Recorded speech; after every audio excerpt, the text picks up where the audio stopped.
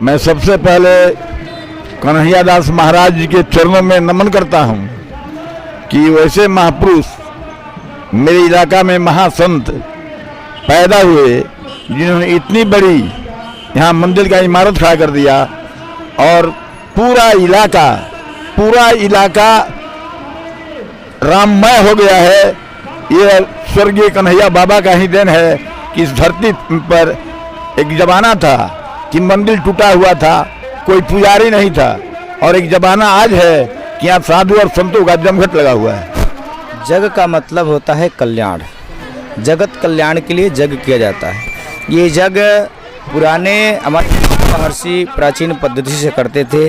उसी पद्धति को जागृत रखने के लिए, सनातन संस्कृति को उजागर करने के लिए, सनातन संस्कृति को मजबूत करने के लिए ये सालों साल बनाया जाता है। इसके माध्यम से चूँकि हमारे यहाँ सनातन धर्म के प्रति बहुत सारे लोगों की आस्था घटती जा रही है, जिसकी आस्था मजबूत रहे, अडिग रहे, आस्था से जुड़ी रहे, माहौल बनाने के लिए ऐसा कार्यक्रम किया जाता है। इसमें विशेष करके कुंवारी कन्याओं को इस कलश यात्रा को में उपयोग किया जाता है, तो उसका क्या लाभ है? क्यों कि केवल कन्याओं को ही ज़्यादा उपयोग किया जाता है, इसमें पुरुष ज़्यादा इन्वॉल्व नहीं रहते हैं? नहीं, ऐसा नियम नहीं है। कुंवारी कन्याओं और माताओं की ही कलश उठाने के नियम है। और हमारे पुरुष वर्ग जो रहते हैं वो जजमान के ऊपर डिपेंड करता है। जितने हमारे जजमान हैं, जो पुरुष वर्ग रहते हैं, वो ध्वजा लेकर के, डंडा लेकर के आगे नाच गान करते हुए सब लोग चलते हैं। उसके बाद क्या नाम है कि कन्याकुमारी के आपने नाम सुना होगा। अब आप प्रश्न करेंगे कि कन्याकुमारी की पूजा क्यों की जाती है? कन्याकुमारी की पूजा इसलिए कि पवित्र माना जाता है। हमारे यहाँ कुंवारी के चरण छुआ जाता है, बंधन किया जाता है। और एक बात जानेंगे, जो कलश होता है उससे क्या लाभ है? जो कभी हमने देखा है कि काफ़ी सारी लड़कियों ने कलश को माथे पर रख करके और गंगा से जल को लेकर के यहाँ पे आई हुई है, इसका क्या मतलब है? कलश में बहुत सारे देवी देवताओं का आवाहन किया जाता है। जितना उसका जगह है, अलग अलग जगह पर अलग अलग देवताओं को कलश में आवाहन होता है। उसके बाद उसमें जो हम लोग जल भरते हैं, ये हमारे वरुण देवता हैं।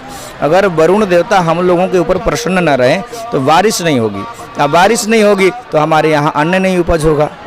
ये वरुण देवता को ला करके 9 दिनात्मक उनका हम लोग पूजा करते हैं। पूजा अर्चना कर करके क्षमा याचना करते हैं कि हमारे नगर में सुखी संपन्न रहे, सभी लोग सुखमय वातावरण बना रहे।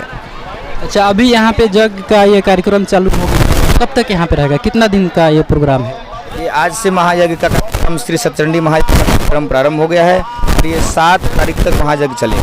7 मार्च 2023 तक पूर्णावती और विशाल भंडारा। हमारे सभी लोग सहयोगी गण हैं।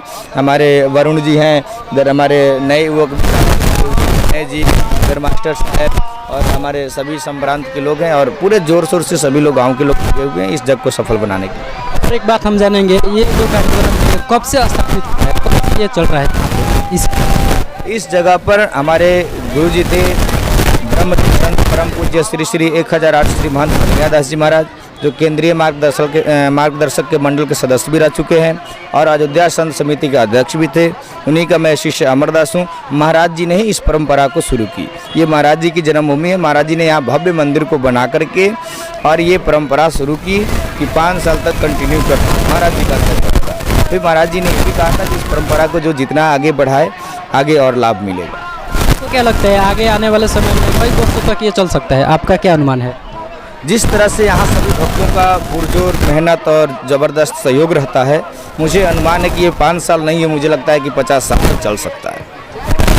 हम बात करें कि अपने देश में अपना जो संस्कृति है दिन पर दिन विलुप्त होते जा रही है, तो आपको क्या लगता है कि आने वाले 50 साल में भी ऐसा कार्यक्रम हो सकता है?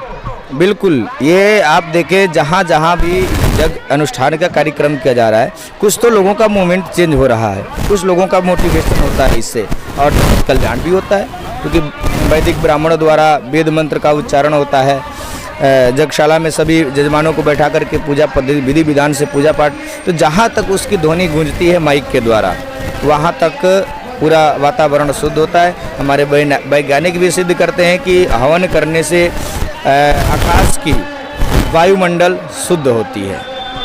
कुछ दूसरे धर्म के जो व्यक्ति हैं वो इसको बिल्कुल गलत मानते हैं और अफवाह बताते हैं, इस पे आपका क्या राय है? जिन लोगों का निजी स्वार्थ है या इस तरह का आडंबर फैलाते हैं, वहीं इस तरह की बातों को करते हैं। ऐसा कुछ नहीं है।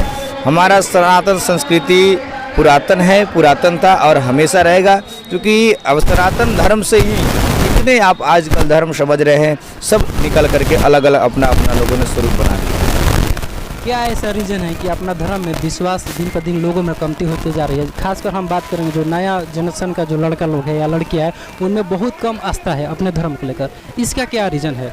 इसका सबसे पहला रीज़न ये है कि जो हमारे स्कूलों में पढ़ाई हो रही है और स्कूलों में हम लोगों ने संस्कृत को बिल्कुल हटा दिया है।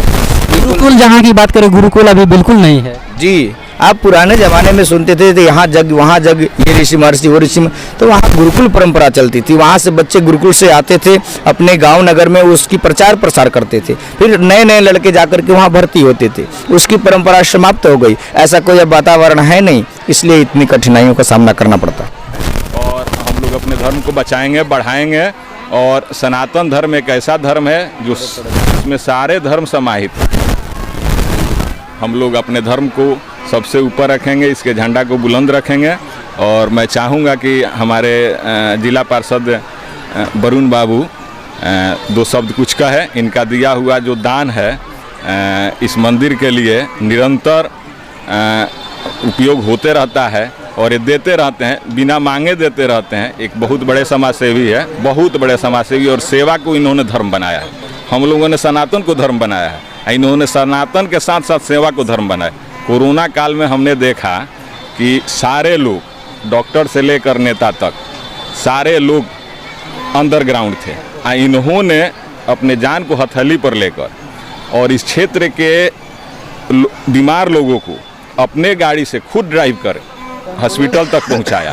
तो ऐसे लोग बिरले ही आते हैं और ऐसे लोगों का सम्मान होना चाहिए समाज में। मैं समाज से भी कहूँगा कि ऐसे लोगों का सम्मान करें।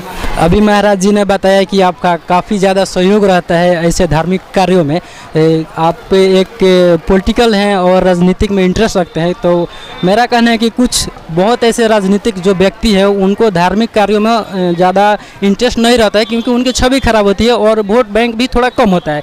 लेकिन फिर भी इसके बावजूद आप इन सब बातों को नहीं केयर करते हैं और धर्म में आप ज़्यादा इंटरेस्ट रखते हैं।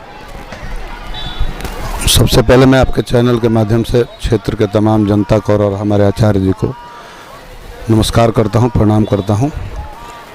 हम लोग सनातनी हैं और सनातन में आपने सुना है वसुधैव कुटुंबकम वाला चलता है हमारा संस्कार, हमको शुरू से ही सिखाया जाता है।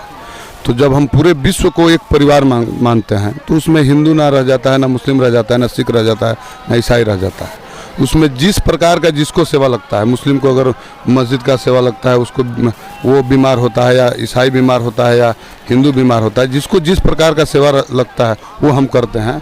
तो हम लोग पूरे विश्व को अपना परिवार मानते हैं, ना कि एक हम सनातनी है तो हम खाली हिंदू को अपना परिवार मानते हैं। तो ये तो हमको शुरू से सिखाया गया है, ये तो हमारे संस्कार में ही है। तो हम जब पूरे विश्व को अपना परिवार मानते हैं तो उसमें दूसरा कोई रह ही नहीं जाता है।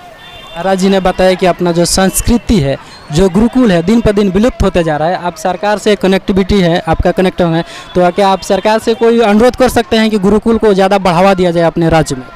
जो जिन्होंने मतलब यहाँ से जाकर और जो अयोध्या तक और पूरे संत समिति के अध्यक्ष भी रहे अयोध्या में, हमारे श्री श्री 1008 श्री कन्हैया दास जी, और वो हमारे गुरु भी थे, आध्यात्मिक गुरु भी थे। तो उनका एक विचार था यहाँ पे कि एक आध्यात्मिक स्कूल का स्थापना हो, जिसमें कम से कम हम लोग अपने बच्चों को और कुछ नहीं, अपने शास्त्रों के बारे में, अपने अध्यात्म के बारे में पढ़ाएं, और जिससे हमारे संस्कारों का विकास हो, बच्चों का माता पिता के प्रति, समाज के प्रति क्या जिम्मेदारी है वो समझ में आए। वो केवल हमारे धर्म में ही है, बाकी किसी धर्म में आपको नहीं मिलेगा। तो इसलिए मैं अपने आप को सौभाग्यशाली मानता हूँ कि मैं सनातनी हूँ, और मैं गर्व से कहता हूँ कि हाँ मैं हिंदू हूँ।